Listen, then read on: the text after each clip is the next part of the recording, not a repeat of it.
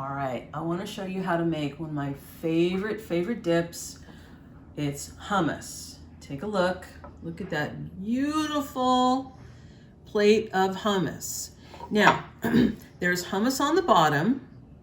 And then what I did was I put some of my best olive oil. I just sprinkled some of my best olive oil on top. I put something called za'atar mix, which this is a little bit hard to find. I get it at Valley Produce Market, but it's herbs and it's sesame seeds, a little bit of salt in here. That's delicious sprinkled on this. And I put 1 Greek Kalamata olive on top too.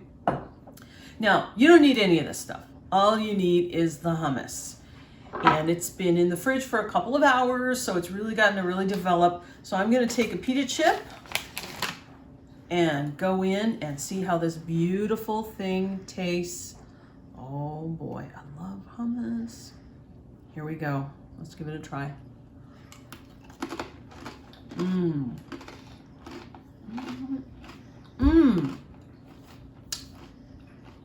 Hummus is so good. And the thing about hummus is, probably before about 2005, nobody really heard of hummus. If you like Mideastern food, because this is Mideastern, you might have known about hummus, but the last 10 years, hummus has become a real thing. But making it at home, you can make it exactly how you like it, and it's not hard to do, and it's very inexpensive to make too. So I really hope you try this beautiful hummus. Let me show you how to make it. All right, so let me show you what it takes to make that delicious hummus that you saw before. Okay, so here are the ingredients. There's not a whole lot of ingredients. You're going to need 1 16-ounce or 15-ounce can of chickpeas. They're also known as garbanzo beans. It's the same thing. There are lots of brands. This is the brand I like. Garbanzo beans, chickpeas, same thing. The other ingredient, now this ingredient, the next thing, you probably don't have this at home unless you already make hummus. It's called tahini, Tahini, tahini. And what this is it's basically like peanut butter. You take peanuts and you grind them up to make peanut butter. So to get tahini, you grind up sesame seeds. So you'll see later, it's kind of grayish in color, and it has a more liquidy consistency than peanut butter. But without tahini, you don't have hummus. So this is a must-have. I got this, I think, at Valley Produce Market on Newhall Ranch, but lots of markets now have tahini. Sometimes it's with the foreign food, sometimes it's alongside the peanut butter, but that's what you want, tahini. You also want lemons. Gotta be fresh lemon juice. Never the stuff in the bottle. Fresh lemons.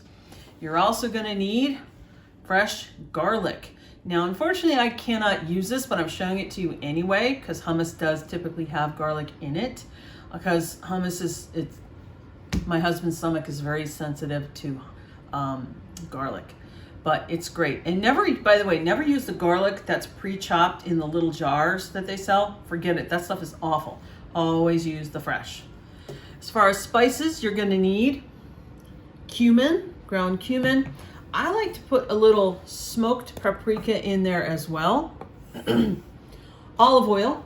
This time, got to be olive oil. Olive oil is the oil that has the great flavor. Okay, you're also going to need salt. It can be regular salt like this, or it can be kosher salt, which is it's less salty than regular salt and the grains are bigger. And some pepper. And also you're going to need some water too. Now, as far as equipment, I'm going to use this. This is a food processor right here, a food processor. And it is great for making hummus. A blender, especially a powerful blender, would work too. It might take a little longer, but it would work too. But I love this food processor. If you have one, definitely use it. But you pretty much do need a food processor or a blender in order to make hummus. But luckily, the hummus recipe is really easy. Once you prep a few things, everything goes in here, you blitz it up, and you're done. So I'll show you how that works. Okay, so I opened up the can of the chickpeas, and if you get a look in there, that's water, but it's also kind of a gooey stuff, which we don't want. So what you want to do is you want to get a colander, drain it out, and then also use some cold water to rinse them off. So there's no more of that goo on them. Let them drain out for a little bit, and then they're ready to go, and I'll show you the next thing. Okay, so for this tahini, let me show you what this looks like. Now I gave it a good stir. Can you see that? I gave it a good stir. You can see what it looks like. It's runnier than peanut butter and kind of a beigey gray color. But you need to stir it up really well because when you first open it, it has like a layer of oil on top like old-fashioned peanut butter does, so you want to stir that in. So there's the tahini. Now for the lemons. So I've cut the lemons in half, as you can see, and you want to get the juice out of the lemons. How much juice you're going to need? Usually I need about 4 tablespoons, but sometimes a little more. So you want to get the juice out. Now, this is a really cool tool, a citrus reamer. And what you do for this is you hold the lemon here and just kind of squeeze. Oh, there's a nice juicy lemon. Why don't you get over there so you can see it better? There you go. That really gets the stuff out of there in a hurry. It's a cocktail bartender's tool. Or if you don't have a citrus reamer, all you gotta do is squeeze it. Just squeeze that juice out. Now there will be seeds. There will be seeds in there, and you don't want that to end up in your hummus. Okay? So you do want to get the seeds out, which you can simply do. I'll probably squeeze a little more. You can get the seeds out by hand, or just take a spoon and get those seeds out, but you definitely, see, I can get some of the seeds out there. You definitely want the seeds to come out, so all you have is fresh juice. Fresh juice, folks, not the stuff that they sell in the little plastic bottle of lemon juice. It's nasty. It's not good at all. Fresh is the way. Now, if you're going to put in garlic, and I wish I could, you're going to take 1 or maybe 2 cloves, depending on the size of them, lay it on a cutting board, flatten it out with a knife so the skin comes off, and then you have just a nice clove of garlic. And the same thing with the lemons. Use fresh garlic. Makes all the difference. All right, we're getting closer and closer, and I'll come back in a second.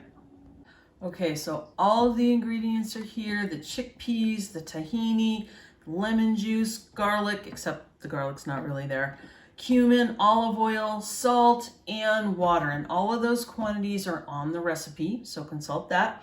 So I'm going to go ahead and get this blitzing away until it's nice and smooth, and then I'm going to taste it. I'm going to taste it, and I'm also going to look at the texture. If it seems to need more liquid, I'm going to add a little more water to it, just plain water. So get in nice and close here to see what this guy looks like as it going. You ready? Go. All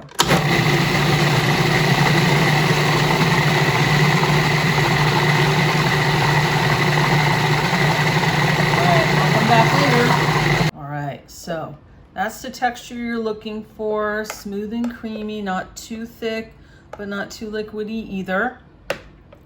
Now I let the hummus go in the food processor a pretty long time. The longer it goes, the creamier your hummus is going to get, which is one of the goals of it. But I also stopped it periodically, tasted it. I did add a little more lemon juice. I probably used a grand total of 6 tablespoons of fresh lemon juice.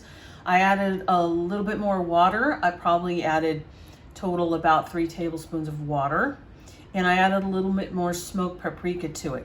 You always want to tinker it till it gets to just the flavor you want. And hummus is better if you let it sit in the refrigerator for at least an hour before you serve it, so the flavors really get to meld. But this is delicious. So what I'm going to do is I'm going to scrape it out of here and put it in this bowl, and you've got delicious, healthy, vegan hummus. It's so good. If you have a blender or a food processor, you should give this a try. You won't be disappointed.